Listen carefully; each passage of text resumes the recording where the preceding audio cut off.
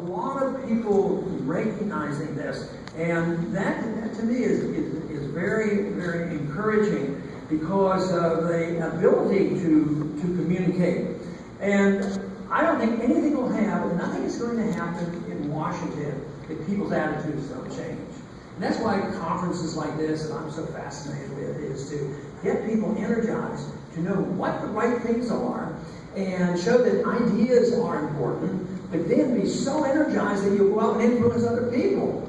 I mean, there's an army of people here. I mean, all you have to do, I wonder how many, if everybody added up their email lists and Facebook lists in this room, there may be 500 or 600 people out there, hundreds, thousands. You know, this is so.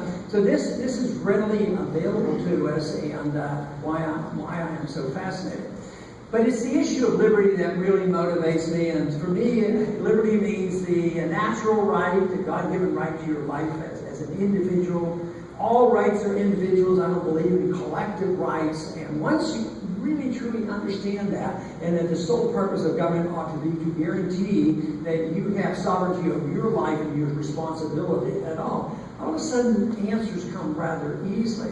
It requires about two things. One, tolerant of other people and how they spend their money. You can't be a liberal saying, well, it's my money, it's not yours, I'm going to tell you how to spend it and what you're allowed to do. And you can't be overburdensome on individuals who have a lifestyle you don't like, if they haven't initiated force or aggression against anybody. And all of a sudden it comes about, it's based on tolerance. Tolerance and non-aggression, you accept those two principles and understand the marketplace of property rights and contracts, you really have a magnificent answer to just about every problem, especially in the economic areas we would understand, and the social areas. I keep trying to tell young people, that we do pretty good on religious matters. We assume that most people can have their own religion or no religion. That's not the government's business. Leave them alone. But too often they'll drift over and say, well, yeah, but we got to protect them against themselves because they might go out and do the wrong things. Yeah, like the government is really going to be our protector. In this society, I believe the government's not the parent. The parents are the parents and have responsibility for their children. That's what I think is most important if we're going to understand this. But when you apply this principle to foreign policy, you have to conclude that the foreign policy that the founders tried to give us is rather remarkable. And you can summarize it by saying we ought to mind our own business. Just stay out of the affairs of other countries. Their internal affairs are their internal affairs. Their civil wars are their civil wars. But the question I get so often is, okay, but what about the humanitarian need to take care of people? What are you going to do now that the people are being gassed in Syria? Doesn't that change everything? I said, no, it doesn't. There's a lot of reasons for it. I said, we have responsibility for ourselves, and when we're perfect, maybe we can toot our own horn, but we're far from perfect. What about the humanitarian suffering that we as a people and our government has caused?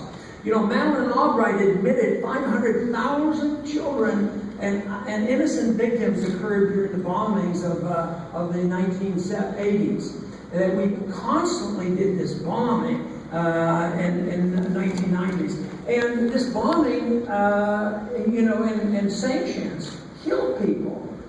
And her answer was, yes, I agree, but sometimes you have to pay the price. It's the price we have to pay.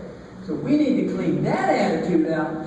And to think that if we say, no, we don't want to send bombs, we want to send food, you have to realize, yes, you can send food, you can voluntarily do it, you can join their armies, you can do whatever you want, but if we extract and use force to take it from one America and send it to another country, it's going to be another tool of war. Yes, there are a lot of problems over there, but think of the problems that occurred in the Soviet system and all the other countries, and we totally ignored it. So we need to apply those same principles of personal liberties, minding our own business. Let every country have self-determination. Yeah, that wouldn't solve all the problems, but maybe they solve them regionally. And I got into a lot of trouble in the presidential campaign because I spoke out with a very, very extreme viewpoint on foreign policy. I said that we ought to have a foreign policy based on the golden rule. What? I said, we shouldn't do anything to any other country that we don't want to have them do to us. And guess what? I got plenty of booing for that. I mean, outright booing, how sinful that could be if you would accept this unchristian principle of asking us to run our foreign policy as if it's a golden rule. But those rules aren't complex, and they don't solve all the problems. But I'm convinced if we did have that, and we had very limited government, we still have our problem, we'd still have our bad guys out there. They would be dealt with in a different manner. But if we have government get big and allow bad guys to get in, because the motivation would be to get the bad guys in there and control the monetary system, control the military-industrial complex, control the medical industry, control the whole works of the surveillance industry.